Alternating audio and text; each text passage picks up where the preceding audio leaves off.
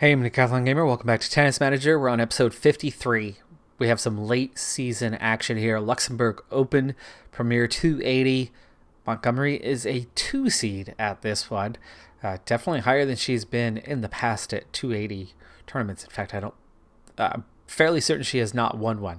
Kostenseva has won 280 tournament win to her dossier, but not with us. I think she did that while she was away, but that was like her only win while she was not with us for 3 years. So she went from a lot of wins to, yeah, just that. Well, anyway, Montgomery. Let's see what she can do. She already had a first round bye, so she's into the round of 32. She should be the favorite for the next little while yet. I mean, you're looking down at the next 4 elements of the bracket here, and none of them should be challenging us. Nesto, maybe somewhat, but the rest should be easy. Montgomery still has a softness for those outside of the top 100.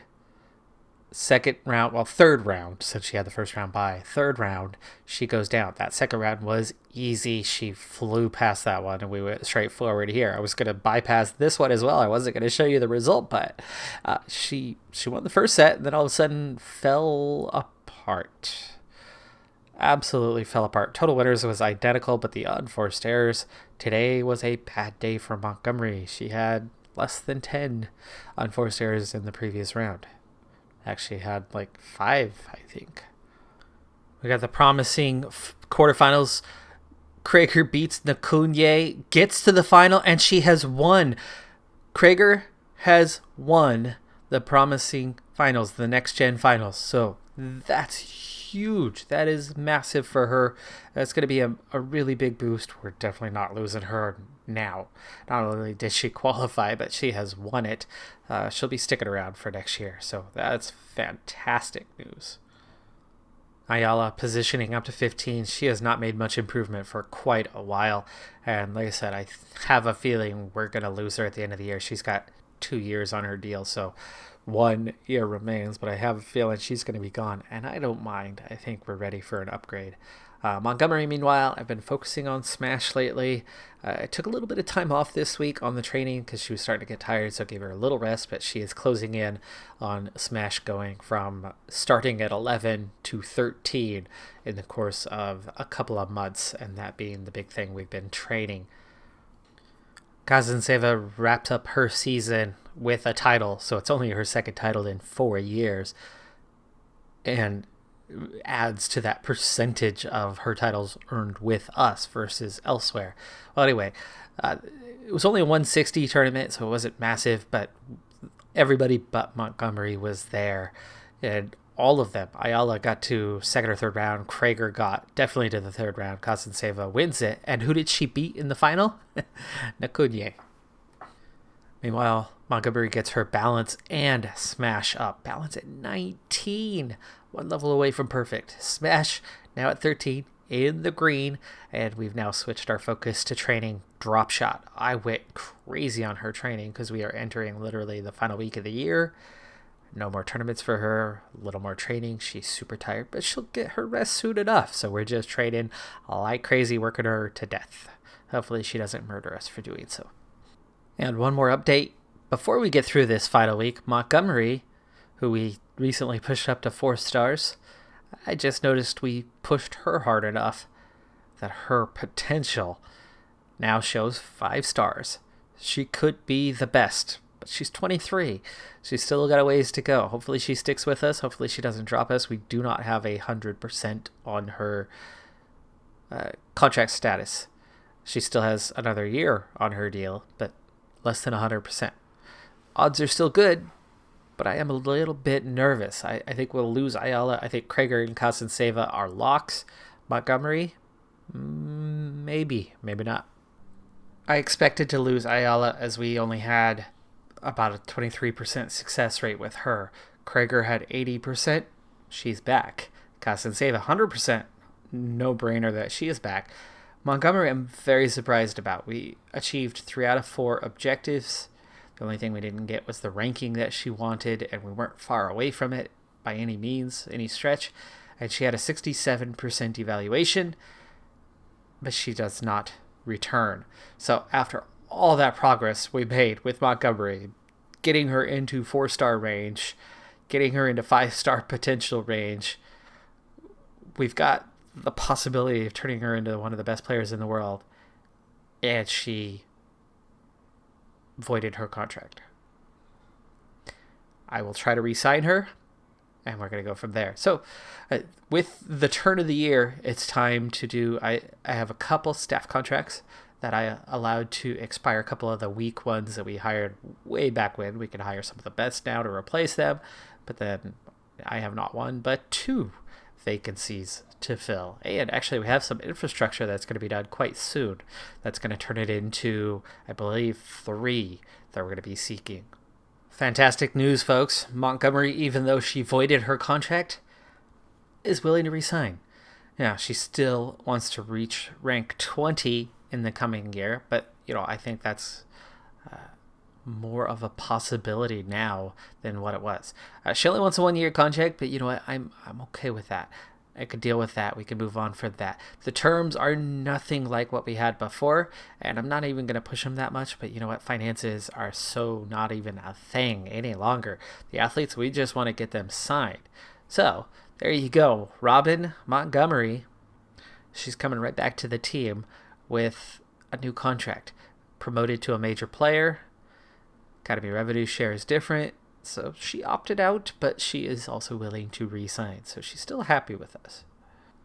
This is one we've been looking at for a very long time. I've tried many, many times, but we have raised our profile and finally are capable of signing one Cory Goff. Cory Goff, real life, is the second best young player in the world behind Emma Radicanu. And of course, Radicanu, all of her ranking points have come from her U.S. Open feat. Cory Goff has been much more consistent as a young player in the world. And in game as well, as Goff is ranked, last I checked, around 15th or 14th. Her objective is to be ranked 15th. She wants to qualify for quarterfinals at Grand Slam's Premier 1000. She wants to reach the final of minor tournaments, and I think that is no problem. Sign her up for 2 years. Sounds good. Not a big percentage, but you know what? We'll try to take 16. And she is signing. Supposedly. We'll see if we get those 2 signed on. Literally 1 day later. 1 day has gone by, and our Sports Center upgrade is complete. Let's get it on immediately to the next one. That's going to add 1 more player slot. Coach, trainer, and physio. You betcha. Meanwhile, that opened up the possibility for another athlete. A third. Let's see what we can do now. For this one, we're going to take on a little project and see how it goes. In game, of course. This game's been out longer than... we were well into this series when Radicanu came out of nowhere and won the U.S. Open. And while that was a tremendous feat and it was super exciting, and she is now well known in the world, not just in the world of tennis, but around the world, period. Radicanu in game doesn't have a great evaluation. Now, of course, we are years into the future. It's 2027, and she is still just barely inside the top 100. I did an evaluation, and it shows that her current ability is 3-star. Her potential ability is 3.5-star. And at 25, she's already fairly well developed. But you know what? Why not? Why not see what we can do with Radicanu? Let's see if we can bring her in and make something happen. So she just wants to crack the top 70 in the rankings, and I just don't think that's going to be a problem. I also think that we're going to get a decent amount of money out of her, and yes, we seem to have made that happen. So Radicanu will make our 5th player with the team. I'm super excited if all 3 of them actually conclude and sign on the dotted line, not just in principle, but finalizing those deals, because Goff, Radicanu, and Montgomery back, holy crap, what a team we're going to have going forward. Another season comes to an end. Osaka women winning the women's tour, but otherwise the other ones not really worthy of note, but a new name winning the girls' tournament. We might get a scout on her so that we can see what she is like. She might be a worthy future champion. Goff ready to finalize her deal, and Montgomery as well. So Montgomery back with the squad. Goff joining the squad. Now all we need is Radicanu to sign on the dotted line. And yes, we do get all three. Radicanu is joining us. Oh, I'm excited for this one. It's an interesting experiment. We'll see what we can do with an actual up-and-comer in the world. Of course, that's not to say that Montgomery and Goff, for that matter, aren't, because, like I said, Goff is right there, 2 spots away from Radicanu in the real-world rankings. Both of them equally young, and while in-game, Goff was already showing that potential and has developed in that manner and is there. Radicanu in-game hasn't. So that, for me, is more interesting of a signing than Goff, though Goff could absolutely be that signing we're looking for that can get us some wins. Can she be our first Grand Slam winner? Well, we still have a number of tournaments below that we've got to do to make things happen, but this is an exciting time. Quick comparison of all 5 players that we have. Krager at 21 years of age, South African, 54th in the world, needs work in the same way that Montgomery needs some work on the specialty shots, but otherwise is fairly solid technically, but not great. Physically, definitely good, but her speed is a bit slow. Her footwork and agility need some work, and a little mixed bag on the mentals. Krager is still some ways off where she needs to be, but at 3 stars is an obvious talent, which is why she's up in 54th. Kazantseva, of course, in her second time with the team, sits on 3.5 stars, early bloomer, so she's at 22 years of age, running out of time to progress rapidly. Her relationship with me as a manager is now looking very, very good, as it's almost to the top. Her fame also quite high at 10.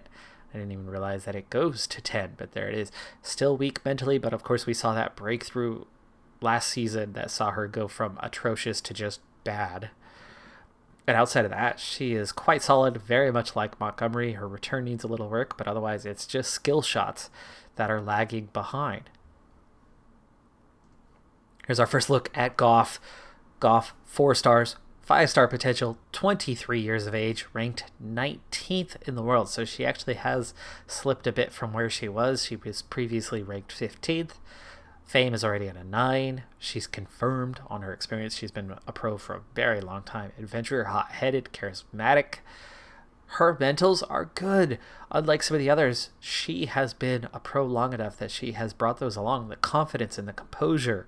Already 14s. Killer instinct and fighting spirit are certainly tolerable. Her speed, one of the only things that needs some work. She's also an early bloomer who is running out of time on that, but I don't think it would be that hard to bring her lob, hot shots, and speed into the green where everything under our control would already be there. Her win rate at about 65%. She is just starting to develop some relationships. We're going to have to figure out our coaching situation here momentarily. Montgomery, of course, returns. Her comparison to Goff is, well, Goff is a little bit better technically. Absolutely.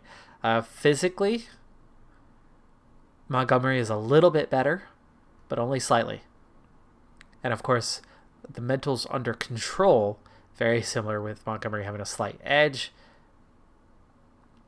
But when you add in the ones not under control, Goff might have a slight edge there instead, or at least equal. So it's technical.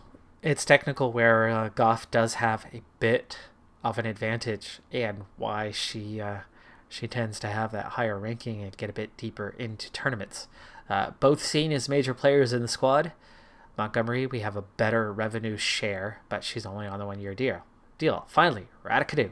Where does she fit in? She fits in as a work in progress. Now, already seeing her not as a 3.5-star potential, but as 4-star potential, but only 3 stars currently. Mentally, though, she's in good shape. She has developed nicely. She's only 25. She's not much older than the rest of these. She is a couple years older than Goff, though, in real life, and that shows. Plenty of room to go, though. Standard.